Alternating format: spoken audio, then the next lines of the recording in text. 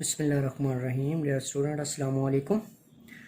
Economics first year ICom lecture 17 हम discuss कर रहे थे कानून मसावी अफादा मुख्ततम। मसावी अफादा मुख्ततम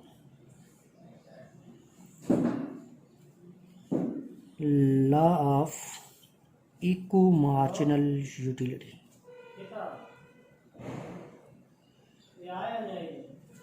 marginal utility law of equimarginal utility.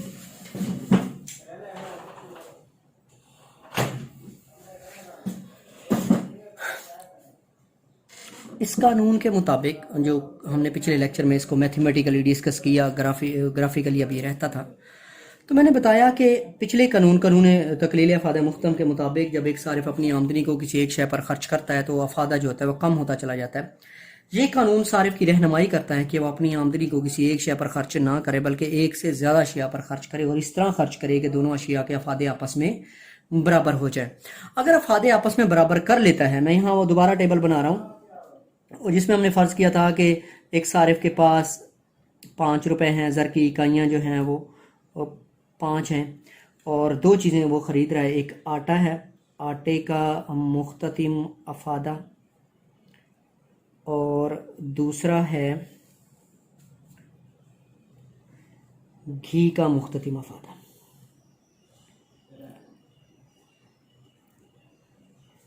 ये है यूनिट्स ऑफ मनी और ये marginal utility of floor, F लिख दिया मैंने, और ये मार्जिनल यूटिलिटी ऑफ घी, जी लिख दिया। ठीक है, 5 रुपये उसके पास, पहला रुपया, दूसरा, तीसरा, चौथा, पांचवा। अगर वो पहला रुपया इस पर खर्च करता है तो 24 का अफादा आता है, दूसरा रुपया खर्च करता है तो 20 का अफादा आता है, तीसरा रुपया खर्च करता है तो उसको 16 का अफादा मिलता है, चौथा रुपया खर्च करता है तो 12 का, और 5 रुपये से 8 का। ये मैंने आप लोगों को एग्जांपल से समझाया था। बुक में 2-2 की एग्जांपल थी, मैंने आप लोगों को ये 4-4 वाली जो जिसमें डिफरेंस था 4-4 वाला वो एग्जांपल समझा रहा था। इसी तरह जब वो घी पर 5 रुपये खर्च करना चाहता है तो पहले रुपये से 20 का, फिर 16, फिर 12, फिर 8, फिर 4 का। अगर वो 5 के 5 रुपये आटे पर खर्च करता है तो उसका कुल अफादा 80 के बराबर आता था। अगर वो 5 के 5 रुपये घी पर खर्च करता है तो कुल अफादा 60 के बराबर आता है। ये पिछले लेक्चर में हम डिस्कस कर रहे थे। अगर वो अपने 5 रुपये दोनों अशिया पर खर्च करे और इस तरह खर्च करे कि दोनों अशिया के अफादे आपस में बराबर हो जाए, तो वो एक ही सूरत हाल थी जब वो 3 रुपये आटे पर खर्च करे और 2 रुपये घी पर खर्च करे। तो इस तरह दोनों अशिया के अफादे जो थे वो आपस में बराबर हो रहे थे। 3 रुपये आटे पर खर्च करने पर आखिरी इकाई यानी तीसरे रुपये का अफादा 16, 2 रुपये घी पर खर्च करने से आखिरी इकाई यानी दूसरी, इधर 2 तो दूसरी आखिरी है, इधर आटे पर 3 खर्च किए तो तीसरी आखिरी है। दोनों अशिया से जो अफादे आ रहे थे वो 16-16 के थे। इस तरह दोनों अशिया के अफादे क्या हो गए हैं, आपस में बराबर हो गए हैं। जब सारिफ ऐसा करेगा तो उसका कुल अफादा क्या होगा, ज्यादा से ज्यादा होगा। देखें, अगर वो 3 रुपये आटे पर खर्च करता है तो पहले रुपए से उसको 24 का अफादा मिला है, दूसरे से 20 का, तीसरे से 16 का। इस तरह 3 रुपये खर्च करने पर, आटे पर खर्च करने पर उसका अफादा जो है 24 जमा 20 44 जमा 16 60, और 2 रुपये घी पर खर्च करने पर उसका अफादा जो है 20 जमा 16 36, और 5 रुपये, 3 रुपये यहाँ खर्च हुए हैं, 2 रुपये घी पर खर्च हुए हैं। ये आटे पर खर्च हुए खड़े हैं और ये घी पर खर्च करें। आटे पर पहले रुपए से 24 का अफादा, आटे से दूसरे रुपए से 20 का अफादा और आटे से तीसरे रुपए से 16 का अफादा। इस तरह घी पर पहले रुपए से 20 का अफादा और घी पर दूसरे रुपए से 16 का अफादा, जमा किया 96। देखिए, इन दोनों से कुल अफादा ज्यादा है। तो ये बात साबित हो गई है कि जब एक सारिफ अपनी आमदनी को 2 अशिया पर इस तरह खर्च करे कि दोनों अशिया के अफादे आपस में बराबर हो जाए तो इस तरह सारिफ का कुल अफादा ज्यादा से ज्यादा होगा। अब सारिफ अगर इस कानून के मुताबिक अगर अपनी आमदनी खर्च नहीं करता तो उसका अफादा लाजमी तौर पर ज्यादा से ज्यादा नहीं होगा। मिसाल के तौर पर अगर वो 3 की बजाय 4 रुपये खर्च कर देता है आटे पर, 3 की बजाय 4 रुपये आटे पर खर्च कर देता है, तो बाकी घी पर खर्च करने के लिए उसके पास 1 रुपया बचेगा। तो इस तरह हम देखते हैं फिर क्या सूरत हाल बनेगी। अगर वो 3 की बजाय 4 रुपए आटे पर खर्च करता है तो पहले रुपए से 24, दूसरे रुपए से 20, तीसरे रुपए से 16 और चौथे रुपए से 12। इस तरह आटे पर खर्च करने से, 4 रुपए खर्च करने से आटे का जो कुल अफादा आया वो 72। पहले 3 रुपए खर्च करने से कितना आ रहा था? 60। कितना इजाफा हो गया? 12 का इजाफा हो गया। कितने का इजाफा हो गया? 12 का। 1 रुपया ज्यादा खर्च करने पर आटे पर सारिफ के आटे से हासिल होने वाले कुल अफादा में 12 का इजाफा हो गया। जो 3 रुपए खर्च करने पर 60 था, 4 रुपए खर्च करने पर 72 चला गया, यानी ये 12 भी साथ में ऐड हो गया। पहले 3 रुपए खर्च हो रहे थे, अब 4 रुपए खर्च हो रहे हैं। अब बच गया सारिफ के पास 1 रुपया, क्योंकि वो खर्च कर चुका है 4 रुपए। 1 रुपया जब घी पर खर्च करेगा, ये 1 रुपया घी पर खर्च करेगा तो 20, तो यहां हम 20 और ऐड करेंगे, तो 20 ऐड करेंगे तो 92। इस तरह पहले जो सारिफ कानून के मुताबिक अपनी आमदनी को खर्च कर रहा था तो 96 अफादा आ रहा था। अब जब खर्च कर रहा है तो 92 अफादा आ रहा है। अब देखिए उतना अफादा सारिफ को हासिल नहीं हुआ। क्यों नहीं हुआ? कि सारिफ ने दोनों अशिया के अफादे आपस में बराबर नहीं किए। 4 रुपए खर्च करने पर अब अफादा कितना हासिल हो रहा है? 12। 1 रुपया यहां खर्च करने पर कितना हासिल हो रहा है? 20। दोनों के अफादे आपस में बराबर नहीं है, इसलिए कानून के मुताबिक आमदनी खर्च नहीं कर रहा तो सारिफ का जो कुल अफादा है वो ज्यादा से ज्यादा नहीं है। जब वो 3 रुपए खर्च कर रहा था आटे पर तो 60 का अफादा आ रहा था। जब 4 रुपए खर्च किए तो 12 का अफादा आ रहा है, 72 का इजाफा अफादा हासिल हुआ, कुल 12 का इजाफा हो गया। 60 से बढ़कर कहां चला गया आटे का अफादा? 72। लेकिन जब वो घी पर खर्च कर रहा है, जब 2 रुपए खर्च कर रहा था 36 का अफादा आ रहा था। जब उसने 1 रुपया खर्च किया है तो अफादा 36 से कम होकर 20 पर आ गया। कितने की कमी हुई है? 16 की कमी हो गई है। तो इस तरह सारिफ के कुल अफादे में 4 की कमी हो गई अगर वो कानून के मुताबिक अपनी आमदनी खर्च नहीं करता तो। अब हम इसको ग्राफिकली जरा जाहिर करते हैं।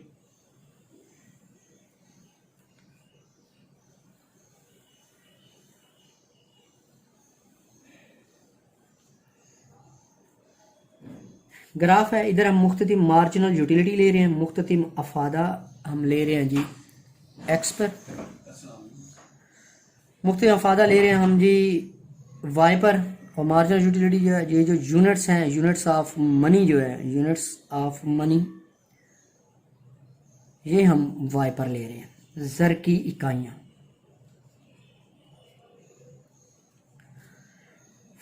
ज़र की 5 इकाइयाँ। फर्स्ट यूनिट इतने ही फासले पर अब लिखेंगे, सेकंड यूनिट इतने ही फासले पर अब लिखेंगे, थर्ड और ये 4 और ये 5 unit. First, second, third, 4 and 5। Utility हमारे पास मैक्सिमम 24 तक, हम 4 का डिफरेंस ले लेते हैं। 4, 8, 12, 16, 20, 24। ठीक है।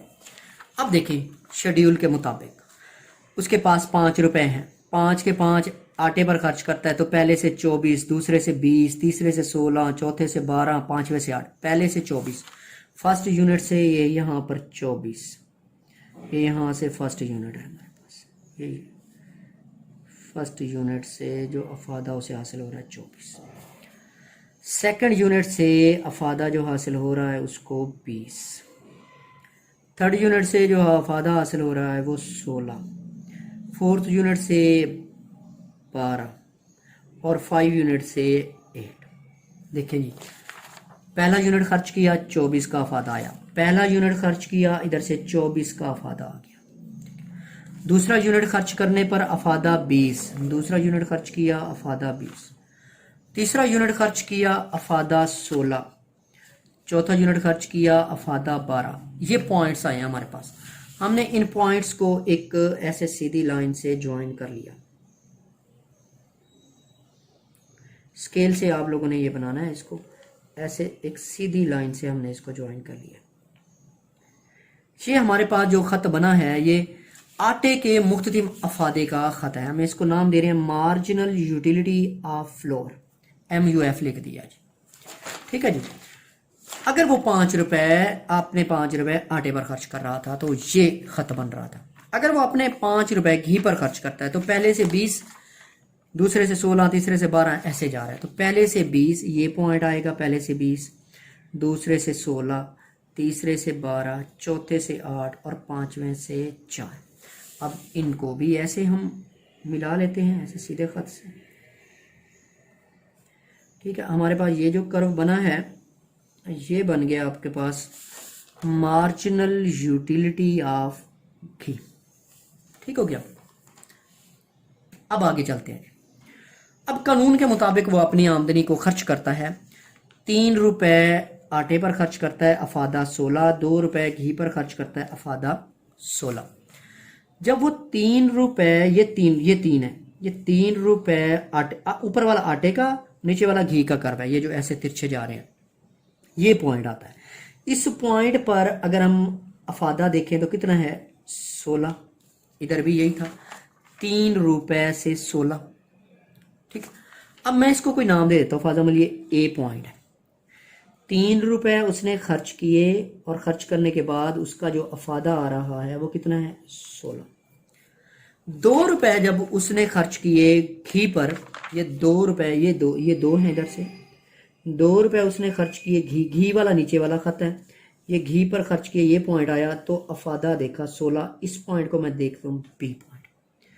ए और बी अफादा के लिहाज से इक्वल है, यानी ए इज इक्वल टू बी है। यहाँ देखिए, ए के सामने भी अफादा 16, बी के सामने भी अफादा 16। यहाँ देख, 3 रुपए खर्च किए 16, 2 रुपए खर्च किए 16, तो यहाँ अफादे आपस में क्या हो गए हैं, बराबर हो गए हैं। ठीक है, आगे चलते हैं। अब अगर दूसरी हमने एग्जांपल दे दी, अब इस तरह तो उसका कुल अफादा ज्यादा से ज्यादा था, अगर वो इस तरह खर्च नहीं करता अपनी आमदनी, ठीक है, इस तरह खर्च नहीं करता और अपनी मर्जी से खर्च करता है, 3 की बजाय 4 रुपए खर्च कर देता है, तो उसका कुल अफादा, वो जो आटे का कुल अफादा था उसमें 12 का इजाफा हो जाता है, 72 पे चला जाता है। अब ये 3 की बजाय 4 रुपए खर्च करता है, ये 4 रुपए किस पर खर्च कर रहा है, ये ऊपर वाला आटे का खत। यहां से ये जो एरिया बना है ये इजाफे को जाहिर कर रहा है। कितना इजाफा हुआ था, 60 से बढ़कर 72 चला गया था, 12 का इजाफा हो गया था, 12 का इजाफा हो गया था। अब जब उसने 4 तो इधर खर्च कर लिए, बाकी तो बचा 1 रुपया। अब यहां 1 रुपया जब उसने घी पर खर्च किया तो उसके अफादे में 16 की कमी हो गई थी। ये जो एरिया आ रहा है उसके अफादे में 16 की कमी को जाहिर कर रहा है, 16 की कमी को जाहिर कर रहा है। बात समझ आइए आप लोगों को। 3 की बजाय 4 रुपए खर्च किए, अफादे में इजाफा जो मैथमेटिकल था, 3 रुपए खर्च करने पर आटे का अफादा, कुल अफादा 60 आ रहा था, 4 रुपए खर्च करने पर 72 चला गया था। कितने का इजाफा हो गया था, 12 का। ये डायग्राम में 12 का शेडेड एरिया जो मैंने किया है ये जाहिर करा है। अब वो 2 रुपए खर्च कर रहा था घी पर, ये 36 आ रहा था फायदा। जब उसने 2 की बजाय 1 रुपया खर्च किया, 20, 16 की कमी हो गई। ये जो एरिया शो हो रहा है ये 16 की कमी को जाहिर करा। बुक में देखिए बेटा, यहाँ तो एग्जांपल है जी आपके पास, ये 10, 8, 6 वाली कोई भी एग्जांपल ले सकते हैं। देखिए डायग्राम जैसे हमने बनाई है वैसे बनी हुई है, इजाफे को जाहिर करा, ये कमी को जाहिर कर रहा है। ये क्वेश्चन बेटा हो गया, इसकी कुछ हदूद हैं। पहली लिमिटेशन ये है कि अफादा की अददी पैमाइश मुमकिन नहीं है। हम अगर प्रैक्टिकल लाइफ में देखें, तो पहली जो हमारी प्रॉब्लम आ रहा है, जो लिमिटेशन है, यूटिलिटी इज नॉट मेजरेबल। अफादा की पैमाइश मुमकिन नहीं है, आप अफादा को अददी नंबर में पैमाइश नहीं कर सकते हैं। ये एक मसला आ रहा है, सबसे बड़ा मसला। ठीक है, दूसरा जो है ये अफादा की अददी पैमाइश, अफादा का ताल्लुक इंसान की जहनी कैफियत से, जिसकी अददी पैमाइश मुमकिन नहीं, क्योंकि इंसान की जहनी कैफियत की पैमाइश के लिए कोई आला इजाद नहीं हुआ। जो हम अभी तक इतनी मसाइल में घिरे हुए हैं, लेकिन ओरिजिनल बात तो ये है कि अफादा की अददी पैमाइश मुमकिन नहीं है। हम इतनी बड़ी एग्जांपल तो दे रहे हैं, लेकिन ये इसकी लिमिटेशन है। सारिफ की ला इल्मी, इग्नोरेंस ऑफ कंज्यूमर। बाज़ औक़ात सारिफ को इस बात का इल्म ही नहीं होता कि वो जो चीज़ खरीद रहे हैं इसके मुकाबले में किसी दूसरी चीज़ में अफादा ज़्यादा है या कम है। इस सूरत में कानून का इतलाक नहीं होता। उसे क्या पता किस शय में ज़्यादा अफादा है, किस शय में कम अफादा है। तो ये चीज़ भी मसाइल क्रिएट कर रही होती है। सारिफ की लापरवाही, जब कोई शख्स मुआशरती रस्म व रिवाज, फैशन की खातिर रुपया पैसा खर्च करता है तो वो अफादा का ख्याल नहीं करता। वो फजूल खर्ची में पैसा खर्च कर रहा होता है, वहाँ तो कानून अप्लाई नहीं हो सकता। इस तरह इसके कुल अफादे के ज़्यादा होने का सवाल ही पैदा नहीं होता है। ये जो बेटा लिमिटेशन होती है, ये वो चीज़ होती है जहाँ कानून का एप्लीकेशन नहीं होता है, अप्लाई नहीं होता कानून। चौथी बात है जी अरसा वक्त। किसी शय के अफादे का अंदाज़ा इसके इस्तेमाल की मुद्दत को पेश नज़र रख कर लगाया जाता है। ये ज़रूरी नहीं है कि वो अंदाज़ा दुरुस्त हो। बाज़ औक़ात अशिया अंदाज़ा शुदा मुद्दत से पहले ख़राब हो जाती हैं और बाज़ औक़ात अंदाज़े से भी ज़्यादा देर तक इस्तेमाल में रहती हैं और इनके मुतालिक अफादे के अंदाज़े दुरुस्त साबित नहीं होते हैं। बहुत सारी चीज़ें जो जल्दी ख़राब हो जाती हैं, कुछ देर पर होती हैं, तो इसलिए हम कहता है ये भी एक लिमिटेशन है। नाकाबिले पैमाइश अशिया, बहुत सारी ऐसी अशिया जिनको आप छोटे छोटे हिस्सों में तकसीम नहीं कर सकते, उनका क्या बनेगा? ऐसी अशिया जिनको छोटी छोटी इकाइयों में तकसीम करना मुमकिन ना हो, मसलन गाय, टेलीविज़न, फ्रीज़र वगैरह, ऐसी सूरत में अशिया के मुख्तलिफ अफादे कानून को मुसावी करना मुश्किल हो जाता है। इश्तिहारबाजी के असरात। बाज़ औक़ात लोग इश्तिहारबाजी से मुतासर होकर भी अशिया ख़रीद लेते हैं जिनका अफादा इनकी कीमत से कम होता है, लिहाजा कुन्ना मुसावी अफादा मुख्तम पर अमल नहीं कर रहे होते हैं। इसकी अहमियत हमारी रोज़मर्रा ज़िंदगी में इसकी क्या प्रैक्टिकल इंपॉर्टेंस है। सारिफीन जो अशिया को ख़रीद रहे हैं उनकी रहनुमाई कर रहा है। हमने पूरा क्वेश्चन में यही बात पढ़ी है कि ये सारिफ की रहनुमाई कर रहा है कि वो अपनी आमदनी को किसी एक शय पर खर्च ना करे, बल्कि इस तरह खर्च करे तो इसका कुल अफादा ज़्यादा से ज़्यादा होगा। सारिफीन का मकसद अपने रुपए पैसे से ज़्यादा अफादा हासिल करना होता है। ये सिर्फ इसी सूरत में मुमकिन है कि वो अपनी रकम को मुख्तलिफ अशिया की ख़रीदारी पर इस तरह खर्च करें कि ख़रीदी जाने वाली अशिया का अफादा मुख्तम बाहम बराबर हो जाए। ठीक है। इसी तरह दूसरा, टैक्स आयद करने में हुकूमत की रहनुमाई कर रहा है। टैक्स आयद करते वक्त ये कानून वज़ीर ख़जाना के लिए रहनुमाई का काम देता है, चूँकि अमीरों के लिए ज़र का मुख्तलिफ अफादा मतवसत और गरीब लोगों की निस्बत कम होता है। यानी ज़र की जो अहमियत है वो अमीर लोगों के लिए कम, गरीब लोगों के लिए ज़्यादा होती है। इसलिए इनकी आमदनी पर बुलंद शरह से टैक्स आयद किया जाता है, जबकि मतवसत तबके के लोगों के लिए कम शरह से टैक्स। तो ये लोगों की आमदनी के बारे में बताएगा। जो अमीर लोग हैं फिर गवर्नमेंट उन पर ज़्यादा टैक्स लगाएगी और जो गरीब लोग हैं उन पर कम टैक्स लगाएगी, ताकि असूल मसावात के तकाज़े पूरे हो सकें और हर तबका अपनी माली इस्तात के मुताबिक टैक्स अदा कर सके। सरकारी अखराजात के लिए रहनुमाई करेगा। गवर्नमेंट के एक्सपेंडिचर जो है उनके लिए भी रहनुमाई फराहम कर रहा होता है।